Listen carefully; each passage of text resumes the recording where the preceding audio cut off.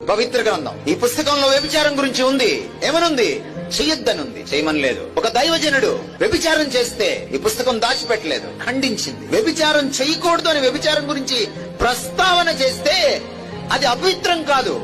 బైబిల్ని వక్రీకరించడానికి ప్రయత్నించకు.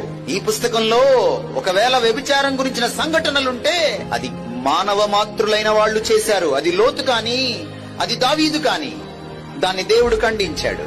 ఇక్కడి నుంచి 3500 సంవత్సరాల క్రితం నైతిక విలువలకు సంబంధించిన, నీతి న్యాయాలకు సంబంధించిన డైలమాని తొలగించడానికి మోషేని పిలిచి దేవుడు ధర్మశాస్త్రాన్ని ఇచ్చాడు. దొంగతనం తప్పు అని చెప్పింది, నరహత్య తప్పు అని చెప్పింది, తల్లిదండ్రుల్ని సరిగా చూడకపోతే తప్పు అని చెప్పింది. ఈరోజు మీరు ప్రపంచంలో ఉన్న పీనల్ కోడ్స్ చదవండి, ఇండియన్ పీనల్ కోడ్ చదవండి, అమెరికన్ పీనల్ కోడ్ చదవండి, బ్రిటిష్ పీనల్ కోడ్ చదవండి, ఆస్ట్రేలియా పీనల్ కోడ్ చదవండి, ప్రజాస్వామ్య దేశాలకు సంబంధించిన పీనల్ కోడ్స్, శిక్షా స్మృతులను మీరు చదవండి, చట్టాలని మీరు చదవండి. ఇక్కడి నుంచి వచ్చింది ఆ చట్టం.